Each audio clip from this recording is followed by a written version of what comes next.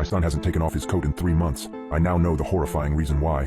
I was dumbfounded the first time I saw my son wearing that big, ugly black coat. It was weird, but I just assumed he had found it at school and started wearing it as a joke.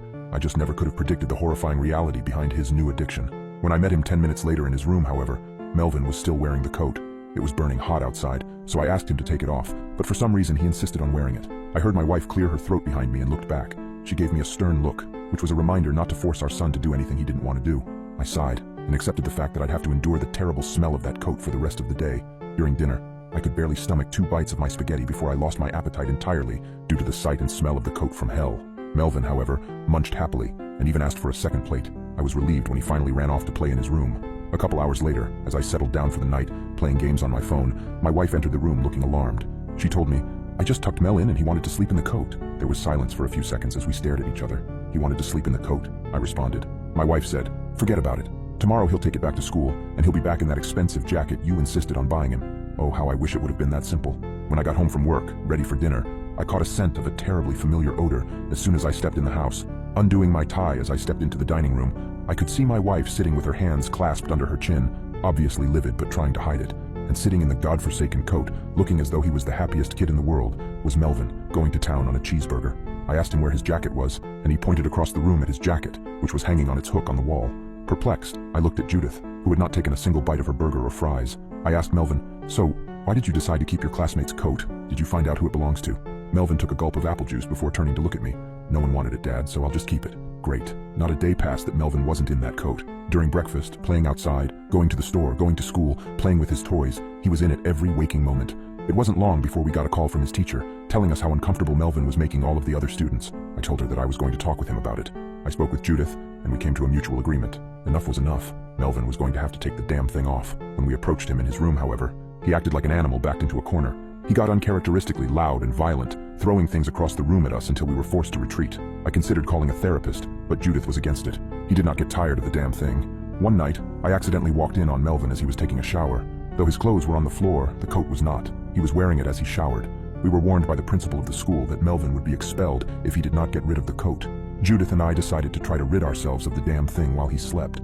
We waited until midnight before creeping into his room. The two of us tiptoed very slowly towards our son's bed, his back to us as he lay sleeping in the coat. If he woke during the removal, we were just going to have to wrestle with him until we got it off.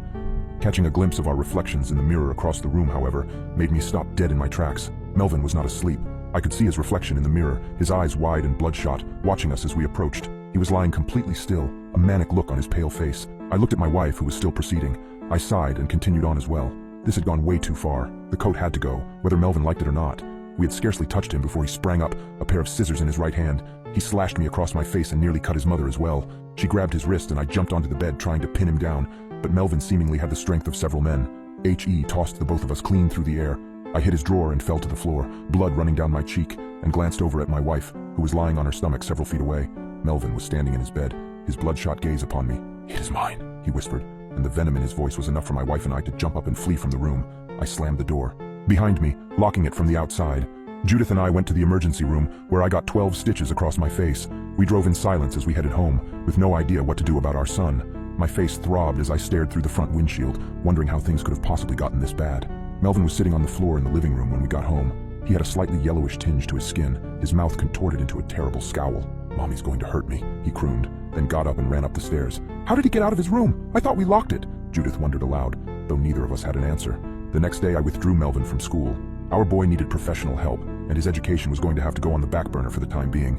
We set up a meeting with a child psychiatrist for the following week, and knew we would have to stick it out until then. Sitting on the couch and watching a movie with Judith, I heard Melvin's bedroom door creak open.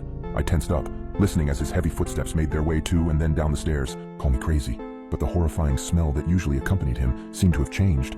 I can't really describe it, but the odor was no longer repulsive to smell. Instead, it smelled slightly sweet. I glanced back at Melvin as he came out of the kitchen, carrying a plate with raw hamburger meat and a spoon on it. Noticing me looking at him, he croaked, "Hey, Dad." Then he continued walking. He stomped back up the stairs and back into his room, closing the door behind him. I turned to my wife. "Did you see that? He had raw meat, Judith. I know we already tried, but we have to get that coat off of him for Christ's sake." Judith's eyes never left the television. "No, I have to get that coat off of him. And I will, tonight." Her tone was nonchalant, as though she was talking about cooking dinner or hanging up a picture frame. "You will?" I replied, not even bothering to hide the skepticism in my voice. Exhausted, I somehow found it in me to sleep. knowing that my scissor-wielding, raw, hamburger-eating son was in the very next room. I had a dream that I was surrounded by nothing but absolute blackness, a baby crying somewhere near me. I couldn't move, even though I wanted to help, and with every passing second the crying only got worse. "Where are you?" I cried out, but I received no answer. Then I noticed it, straight ahead of me, either inches or miles away. It was a winged creature with the face of a horse and the body of something furry. It was flying towards me, and for some reason I knew that something terrible was going to happen once it reached me. I could see that it was wearing a coat, Melvin's coat. I could hear my son screaming.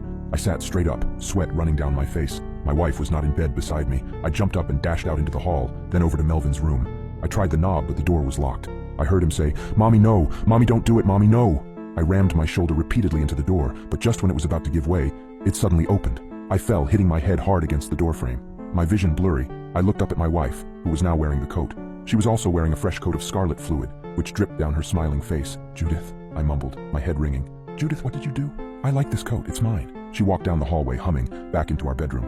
I forced myself onto all fours and looked towards my son's bed.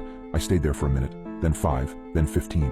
I relaxed myself, resting on my knees, and just stared. I stayed there for maybe an hour or 4, I'm not sure. Then I got up and stumbled downstairs. By this time, Judith was in the kitchen, wearing the coat, finishing up breakfast. I plopped down in my chair and just stared at the plate of bacon and eggs in front of me. I said nothing, only stared at the food. Drool dripped down my face onto the table, pooling up into a sticky mess. My wife placed the glass of juice next to me and sat down, beginning to eat. A few minutes later, I started to eat too. That was 3 days ago. Judith is out in the backyard now, tending to her garden. I can see her from the window, the sun shining in her matted, messy hair, and all I can say is one thing: that coat sure does look nice.